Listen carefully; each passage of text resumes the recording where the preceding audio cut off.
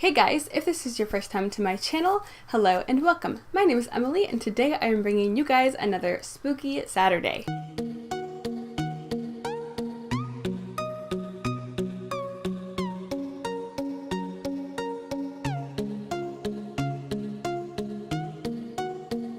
So this spooky Saturday is actually going to be in two parts here.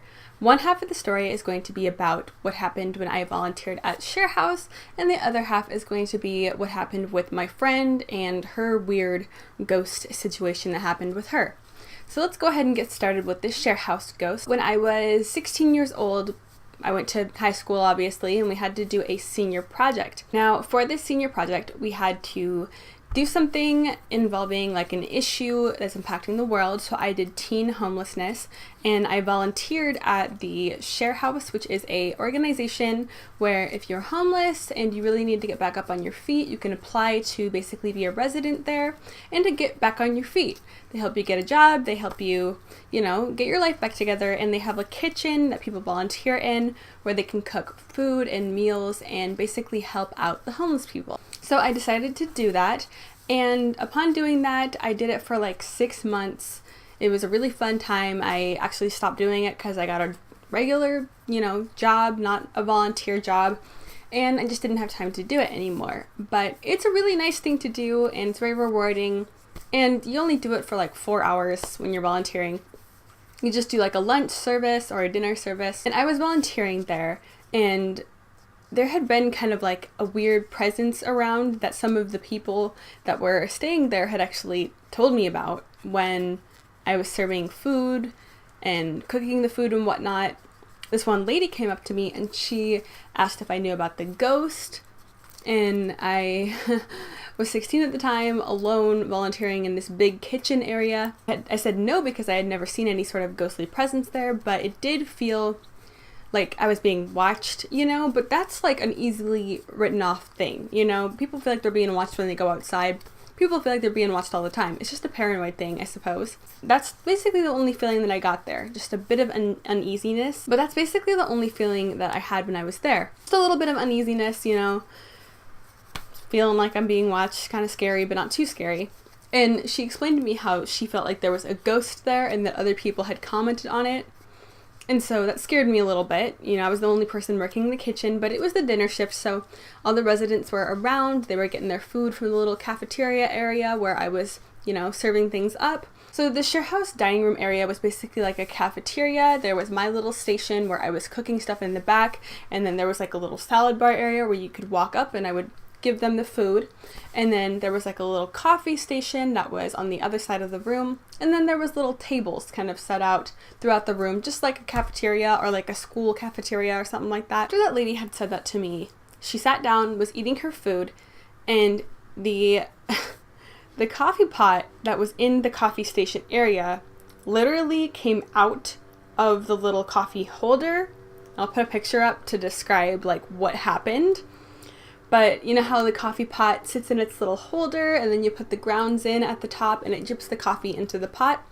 The coffee pot came disattached from the little holder coffee brew station area and shattered all over the ground. And it was in plain sight and there was no one around it. We watched it happen. And that lady who told me that she felt like there was a ghost there and asked if I knew about it looked over at me, and I instantly thought, okay, that's fucking weird. Like, why would that pot just slip out when there's no one there and shatter all over the ground?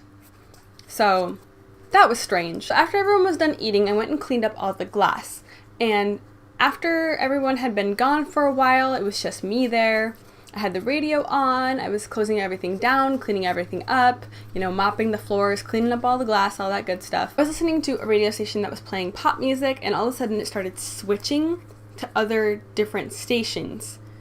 And I was really scared because not only did this lady just tell me about a ghost situation happening in the Share House, but then the pot from the coffee pot falls out and breaks all over the floor when no one was around it. Now my radio's acting up, and so I just cleaned up my stuff as fast as I possibly could, put the food away, cleaned the dishes, did everything, and the whole time in my head, I was just thinking, I know you're here, don't hurt me, I know you're here, let's just be peaceful and civilized. And this is going to sound absolutely crazy, but it really felt like maybe there was someone there responding to me, but I wasn't saying it out loud. I could just feel like a response. I don't know if that makes sense. It might have just been my brain playing tricks on me, but it felt like someone, whoever was there, was saying, okay, I won't hurt you. Okay, I'm just here to do my thing.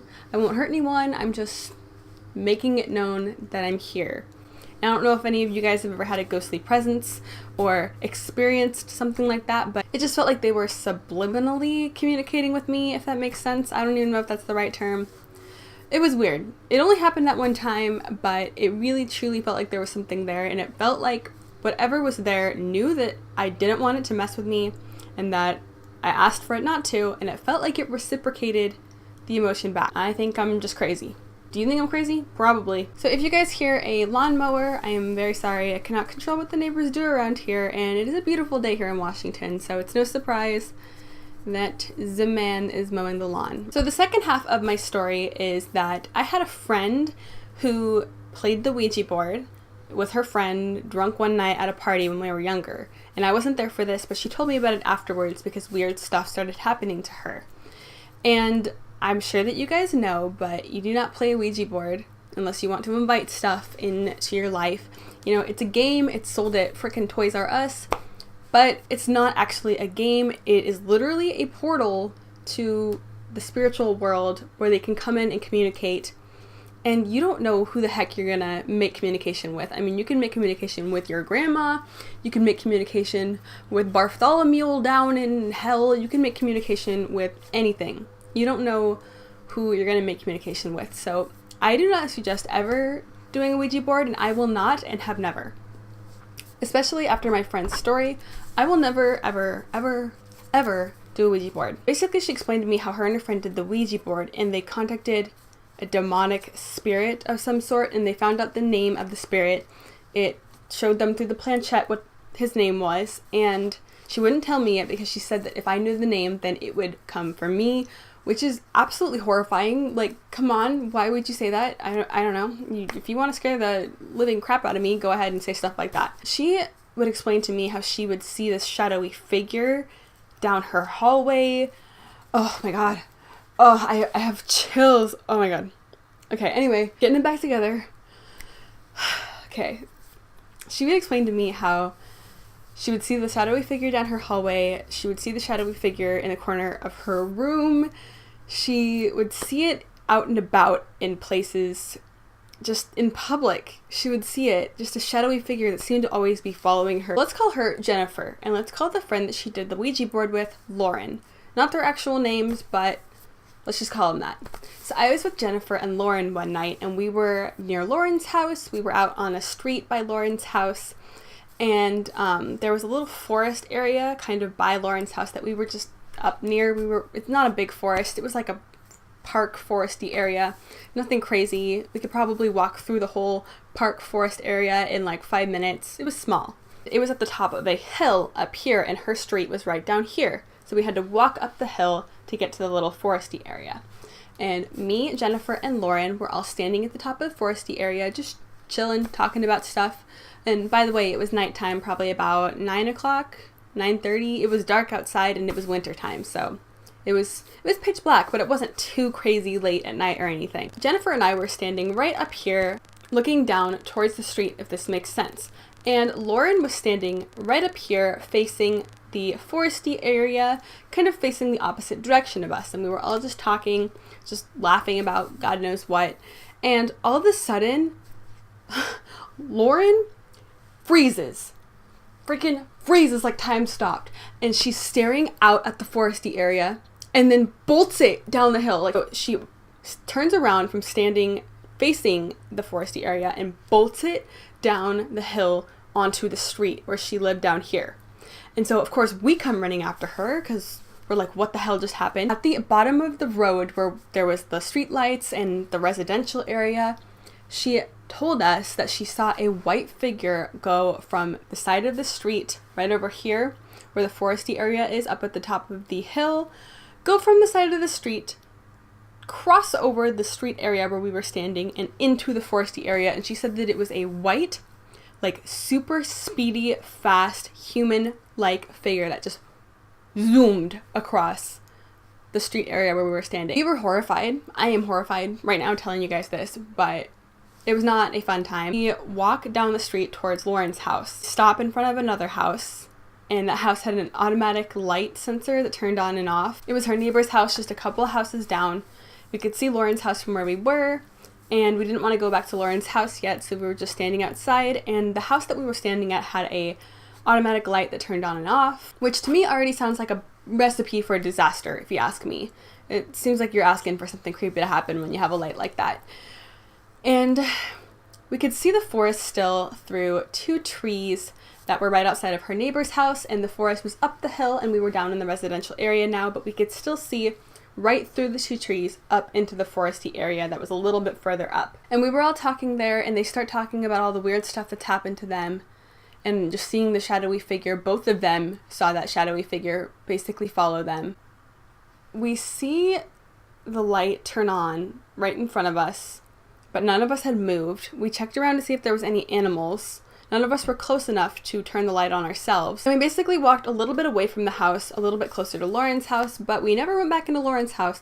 Why we didn't, I have no idea, but we were still basically outside of her neighbor's house, just way further away from that automatic light. And it stayed on, and it didn't turn off. You know, with automatic lights, when you walk in front of them, they turn on for a couple minutes and then they turn off. Well, it stayed on like something was standing in front of it. And we checked and kind of peeked around and looked around to see if there was any animals around there. And there was not. Nothing we could see. I mean, a bird could have flown by, something could have blown by and, you know, turned it on without us knowing. But it would have had to have just stayed idle in front of the light to keep it on. Those motion sensor lights, you have to be pretty close to it to turn it on.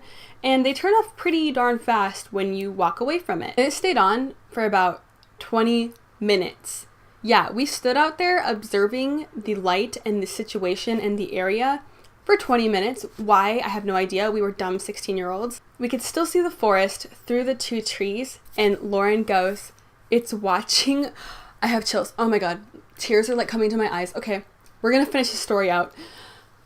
Lauren goes, "It's watching us through the trees, and that's why the light hasn't turned off." Good Lord.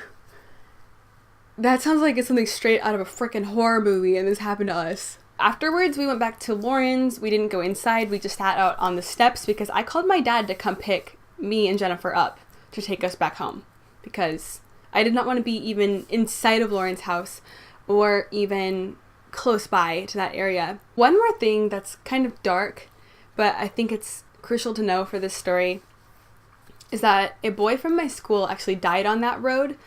And he was actually really good friends with Lauren, and he actually died in a car that was like speeding down the road really fast and they didn't have seatbelts on. He actually died leaving Lauren's house. So yeah, it's a little dark, but I mean, it was really, really, really sad. It happened in like 2010, but it happened, and it was just kind of strange how all of that kind of connects somehow, sort of. It all kind of intertwines. And no disrespect to him, rest in peace, but I just thought it was kind of important to the story because that did happen and it was very close to where we were. So that's basically the stories that I have for you. Both of them are pretty short, so I figured I would just sandwich them into one spooky Saturday.